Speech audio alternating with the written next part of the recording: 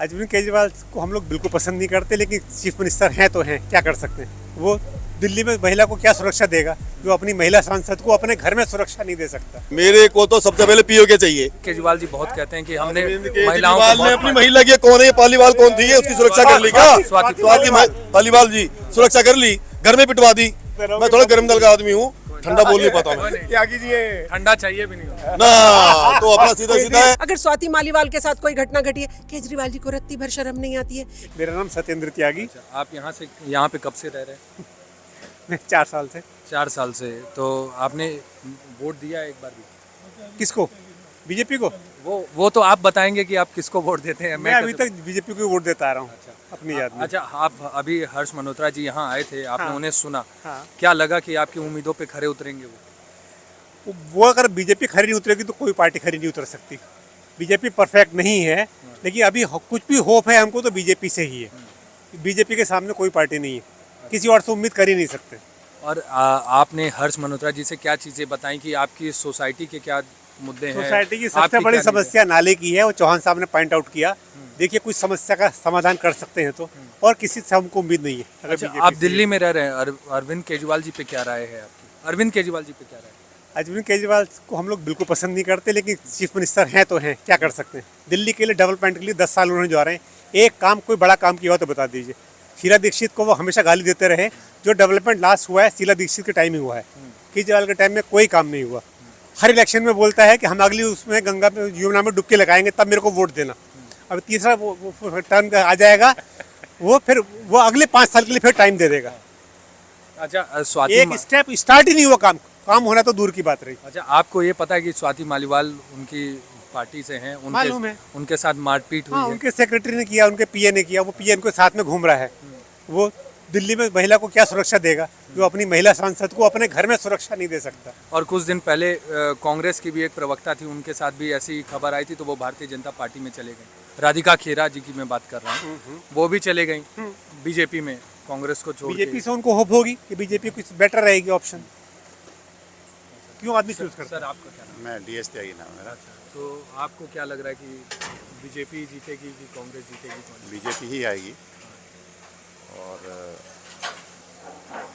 हर्ष मल्होत्रा जी पे क्या राय है? ये आपके कैंडिडेट हैं, इसलिए सिर्फ उन पे हमारे कैंडिडेट हैं और ज़मीन से उठे हुए कैंडिडेट हैं और हमारे एरिया के कैंडिडेट हैं। और हमें पूरी उम्मीद है कि हमारे चौहान साहब ने नाले की बात उठाई है और पूरी को करेंगे, कोशिश करेंगे। उम्मीद वही दुनिया जीती है। और अरविंद केजरीवाल जी अभी जेल से बाहर आए हुए हैं और वो कह रहे हैं कि भारतीय जनता पार्टी इस बार चुनाव नहीं जीतेगी और इस बार इंडिया अलायंस की सरकार बनेगी, तो उस पे क्या? उन्होंने तो गुजरात में भी लिख के दिया था, गुजरात में केजरीवाल पार्टी सरकार बन रही है। हमेशा झूठी बोलते हैं, झूठ के राजा हैं, इससे ज़्यादा क्या कहना। आपका क्या नाम है? आर.एस. राणा। आपको क्या लगा? हमें तो ये लगता है कि भारतीय जनता पार्टी ही जीत कर आएगी। नहीं तो यहाँ क्या भारतीय जनता पार्टी का ये सम्मेलन चल रहा था इसलिए? नहीं, इसलिए नहीं, ये तो एक छोटा अंश है पूरी उसका, लेकिन ओवरऑल भारतवर्ष में हवा बीजेपी की है। असली बीजेपी की नहीं, मोदी की है। और उसने अंतर्राष्ट्रीय लेवल पे भी देश की छवि सुधारी है और चाइना और पाकिस्तान से भी एक भय पैदा किया है जो इतनी जल्दी हमारे ऊपर हिम्मत नहीं कर सकते। नहीं तो आप देखते ही थे, पहले ज़्यादा आक्रमण होते थे, ज़्यादा आतंकवाद होता था, अब नहीं है। अच्छा, ये मैं एक और चीज़ पूछना चाहूँगा कि अभी कल अरविंद केजरीवाल कन्हैया कुमार जी के लिए रोड शो कर रहे थे, तो उस पे क्या कहना है? कन्हैया कुमार जी पे पहले भी एलिगेशंस लगे हुए हैं, जेएनयू विवाद उनसे हमेशा से जुड़ा हुआ है, आज कांग्रेस के साथ हैं, इस पे क्या कहना है? देखिए, केजरीवाल के साथ दिक्कत ये है कि जिस तरह से जिस पार्टी जिन लोगों के शरण में रह के उन्हें राजनीति में जन्म लिया, जिन नीति सिद्धांतों को लेकर उन्हें अपने आप को आगे किया, वो उस पर कायम नहीं रह पाए और धीरे धीरे होते होते एक्सपोज ही होते हैं कि वो भी उसका पार्टी है। अब उस पर विश्वास कम हो रहा है लोगों का और इसकी बातें झूठ लगने लगी है। एज ए मैन वो अच्छा आदमी है, ईमानदार है, कोई ऐसी बात नहीं है। पॉलिटिकल आदमी दाग लग जाते हैं, लेकिन overall he is a good man. लेकिन महत्वाकांक्षाएं जब राजनीतिक हो जाती है ना, तो उसमें फिर दाग लग ही जाते हैं। आपका क्या नाम है? संजय त्यागी। यहाँ पे कब से रह रहे हैं? मैं यहाँ पे रह रहा हूँ 91 से। 91 से। यहाँ पे सिर्फ 25 फैमिली थी। मैं इनसे भी पुराना हूँ यहाँ। नहीं मैं पुराना बंद से अच्छा सुनो, ये कंपटीशन नहीं हो रहा मेरी। आप मुझसे सवाल कीजिए, आप चलो सवाल कीजिए आप मुझसे। आप बताइए कि क्या मुद्दे हैं आपके? मुद्दे मेरा सबसे पहला है, मैं जब बोला था शायद आप यहाँ थे नहीं या थे, मुझे नहीं पता नहीं, मेरे को तो सबसे पहले पीओके चाहिए। एक तो मुद्दा मेरा यही है, देश सुरक्षित हाथों में चाहिए। दूसरा मुद्दा मेरा ये है। तीसरा महिलाओं की सुरक्षा का है, उनके लिए भी उन्हीं को लाना है। तो जितने भी ये मुद्दे हैं, देश की सुरक्षा से लेके गिनती करवाने जाओ तो कितनी योजनाएं हैं गरीबों के लिए और क्या क्या हुआ है ये जग विदित है। मतलब मैं बोलूँगा तो शायद टाइम कम पड़ जाएगा, पर इन सब बातों के लिए, भारत की तरक्की के लिए, नेशनल और इंटरनेशनल बोथ, उसके लिए मोदी जी का आना जरूरी है। और 400 पार होने के बाद तो आप समझो फिर क्या क्या होगा। यूसीसी भी आएगी और साहब सीए तो लागू हो चुका है, पीओके भी आएगा, बात खत्म। बस इतना चाहिए, बहुत कहने को बहुत है और मेरे ख्याल से इतना काफी है। नहीं तो महिला सुरक्षा के लिए तो अरविंद केजरीवाल जी बहुत कहते हैं कि हमने केजरीवाल महिलाओं को ने बहुत अपनी महिला की, कौन है ये पालीवाल कौन थी ये, उसकी सुरक्षा कर ली क्या? स्वाति पालीवाल जी सुरक्षा कर ली, घर में पिटवा दी, पिटी नहीं पिटी, आज जाके कंप्लेंट होगी, एफआईआर। अगर हमने सुना हो न्यूज में या कहीं, आपको तो पता होगा, हाँ, हमें पता है। ठीक है, कर दी। आप उनके सामने आज पत्रकार ने कहा जी उनके ऊपर कुछ बोलिए आप, तो वो क्या कर रहा था, संजय बोलेगा, कभी कह रहा है ये बोलेगा अखिलेश यादव टोटी चोर, ठीक है। तो आप मुझे बताओ, जिस आदमी के पास इतनी हिम्मत नहीं है वो अपनी घर की महिला को बचा ले, घर की खासम खास, यार उससे क्या उम्मीद करते हो आप? क्या सुरक्षा देगा? आप जनमत करा के देखिए, जमानत जब्त होंगी इनकी। वो आदमी जो है तिहाड़ जेल में जाकर के ही जो है भैया लंदन बनाएगा। एक मिनट लास्ट बात और कह दूं एक आपको मैं, एक मिनट। एक जो भ्रामक चीज फैलाई गई है कि उसकी जमानत हुई है, जमानत नहीं हुई है, ही इज ऑन पैरोल। 2 तारीख को वापस जेल में ही जाना है। जमानत में टाइम बाउंड नहीं होता, पैरोल में टाइम बाउंड होता है। तो उन्होंने कहा है कि अगर इंडिया अलायंस की सरकार बन जाती है तो अच्छा, मुझे एक चीज जेल में जाने की अभी 2 दिन पहले प्रेस कॉन्फ्रेंस में उन्होंने कहा कि मेरी भी 10 गारंटी है। जो हिंदुस्तान में 22 सीटों में लड़ रहा है यार, 22 पे क्या गारंटी देगा वो? किस बात की गारंटी देगा वो? अरे चोरों की गवर्नमेंट आ रही है भैया, मुझे चोरों समझाओ की ना। गवर्नमेंट आएगी, अगर वो क्या गारंटी देगा बताओ? और बर्बाद कर देंगे देश को। अब गारंटी दे रहे हैं क्या मेरी भी गारंटी है? सुनिए सुनिए सुनिए, मेरी भी गारंटी है। 400 plus NDA, 370 plus BJP, Modi ji, ये मेरी गारंटी है। और हमारी गारंटी है कि 2 तारीख में केजरीवाल दोबारा जो है जेल में जाने वाला है, ये गारंटी है। जाना ही है, कानून है, जाना है। तो समझ रहे मेरी बात? देखो, और कोई सवाल बताइए आप। नहीं, क्या अरे एक मिनट रुक जा, सवाल करो। मैं पूछ रहा हूँ, बीजेपी के मतलब प्रो समर्थक हैं या? अब सुनिए, मेरा परिवार अब से 15 साल पहले से कांग्रेस का समर्थक था। वाजपेयी जी के टाइम में पहली बार दी थी और मोदी जी को एक तजुर्बे के तौर पे दी थी। और उस तजुर्बे का जो मीठा फल मिल रहा है ना, ये तजुर्बा चाहता हूँ जब तक मेरी जिंदगी खत्म ना हो। 400 पार आ जाए तो पीओके भी आ जाएगा और भैया यूसीसी भी आ जाएगा, पॉपुलेशन कंट्रोल का भी आ जाएगा, सब कुछ आ जाएगा। देश जो है, और आप भी जब भी सुरक्षित रहेंगे, नहीं तो बम फटेंगे, चीथड़े कहाँ मिलेंगे, स्टिकर उखाड़ने पड़ जाएंगे। कहाँ से, ये ध्यान रखना मेरी बात का। मैं थोड़ा गर्म दल का आदमी हूँ, ठंडा बोल नहीं पाता हूँ क्या कीजिए, ठंडा चाहिए भी नहीं होता ना, तो अपना सीधा सीधा है। केजरीवाल को इनके आगे कर दो, देखो फिर जो बोलना है। मैं छोटा सा यूट्यूबर भी हूँ, मैं थोड़ा थोड़ा बोलता रहता हूँ बीच बीच में, कभी भी ऐसे गाड़ी रोक के बोल देता हूँ, कहीं भी कुछ भी। मैं डरता भी नहीं हूँ। मेरे को बहुतों ने कहा ऐसा मत बोला करो, जेल हो जाएगी। अरे मैं कल आए तो सही कोई। जेल से याद आया, तानाशाही पे इतना बोला जा रहा है कि भारतीय जनता पार्टी तानाशाही कर अगर रही ये है। तानाशाह होते, मुझे ये बता दो, इंदिरा जी के टाइम से लेके, नेहरू के टाइम से लेके कितनी बार कितने प्रदेशों की सरकारें बर्खास्त हुई, आप निकाल लो, डाटा होगा आपके पास। जहां तक मैंने सुना था अभी 4 दिन पहले 52 टाइम्स सरकारें बर्खास्त हुई हैं। आप मोदी जी के टाइम में बताइए, इनको क्या नहीं कहा, क्या क्या नहीं कहा? मोदी तेरी कब्र खुदेगी, खुदेगी इंशाल्लाह, इंशाल्लाह कहा। उसके बावजूद भी अगर आप खुले घूम रहे हैं और इलेक्शन लड़ रहे हैं यहाँ पे आके, तो तानाशाही है ये, तानाशाही होती है ना। अभी तक कहीं और था ये। उनका कहना है कि अगर चुनाव जीत जाते हैं तो अब तानाशाही आ जाए। अरे छोड़ो ये उकसावे वाली बातें, उनको कौन सुन रहा है यार, उनकी वक्त ही नहीं है। एक सवाल पूछो, मेरी तरफ से इनसे एक सवाल पूछिए, मोदी की भारतीय जनता पार्टी को नेगेटिव बात एक बता सकते हैं? कोई भी नेगेटिव बात बीजेपी की हो, क्या बता सकते हैं? राजनीतिक रूप में पूछ रहे हैं आप? राजनीतिक रूप में इनको ना मालूम है तो मैं बता दूं। बताइए बताइए, आप आप भी बता दिया, बड़े हैं। इनको नहीं मालूम रहेगा, मैं बताता हूँ। मालूम है? ये चाहेंगे तो मैं पहले उनको बोले पहले आप बताइए। भारतीय जनता की पार्टी का रूल चाहे प्रदेश में हो, चाहे केंद्र सरकार का हो, चाहे जिला परिषद में हो, केवल उसी आदमी का काम होगा जो कच्छाधारी है। आम आदमी का काम नहीं होगा। क्या चीज में समझा नहीं? आप समझ गए ना? दोबारा बोलिए। केवल उसी का काम होगा जो कच्छाधारी होगा, अच्छा, आरएसएस को आप टारगेट कर रहे हैं। उसी से जुड़ा होगा आदमी होगा ना, उसी का काम होगा। ये गलत है, ये सिद्ध करके बता दूं, ठीक नहीं है। मैं सिद्ध करके बता दूं, नहीं जी नहीं, मैं सिद्ध कर देता हूँ। अरे सुनो भाई, नरसिम्हा राव जी थे, उनके समय में कुछ हुआ था? आप सुनो, उनके बारे में भी ये कहा था खाकी नहीं करे इसकी धोती के नीचे या पजामे के नीचे। ये कहने की बातें हैं। आरएसएस वो है जिस देश की सेवा की है, जिसको गांधी जी ने परेड तक करवा ली थी, नेहरू ने परेड करवाई थी उनकी। देश, अरे रुकिए देश अंकल, प्रेमी रुकिए संगठन रुकिए, है। आपको देख के मुझे किसी की याद आ गई। देश आप प्रेमी रुकिए, 2 मिनट, संगठन है 2 मिनट। आरएसएस के बारे में अगर किसी के विचार ऐसे हैं, मैं उससे बिल्कुल सहमत नहीं हूँ। मेरे बड़े भाई हैं, मैं इनको क्रिटिसाइज तो कर नहीं सकता, कतई सहमत नहीं है, बताइए। नहीं हो सकता। दिल्ली यूनिवर्सिटी में इतने सालों के बाद असिस्टेंट प्रोफेसर रेगुलर पोस्ट निकली, कम से कम 300 पौने 300 आदमी। एक बोलने ये दो, प्रोफेसर थे, ये सेल्फ सेंटर्ड हो गए। बोल लेने दीजिए, बोलने दो। ना, इतने आदमी की रिक्रूटमेंट रेगुलर हुई है, लेकिन सिलेक्शन उसी का हुआ है जिसकी पर्ची पहुंच गई आरएसएस से। ये सिद्ध करते बता रहा हूँ मैं। और ऊपर से एक जो रेगुलर नहीं हो पाया एडोक वाला, उसने फांसी खा ली। ये काम हुए हैं। मुझे लगता है ये एक छोटे से क्षेत्र की बात कर रहे हैं और इनसे संबंधित है मसला। ये देश की बात हो रही है, सरकार की बात हो रही है। अब नेचुरली, अच्छा सुनिए, कांग्रेस की जब सरकारें थी क्या नहीं हुआ? राजनाथ सिंह की मदर, जब उनकी 1 साल की सजा बढ़ गई, उनकी माँ को ब्रेन हेमरेज हुआ, वो आदमी वहां जेल में सड़ता रहा, उसने कहा पैरोल दे दो, उसकी माँ गुजर गई, उनको 2 दिन की पैरोल नहीं मिली अपनी माँ को अंतिम दर्शन करने के लिए। क्या बात कर रहे हैं आप? वो भी आरएसएस का आदमी है, वो वहीं पड़ा सड़ता रहा एंजाइटी में, अपनी माँ के अंतिम दर्शन नहीं कर पाए वो आदमी।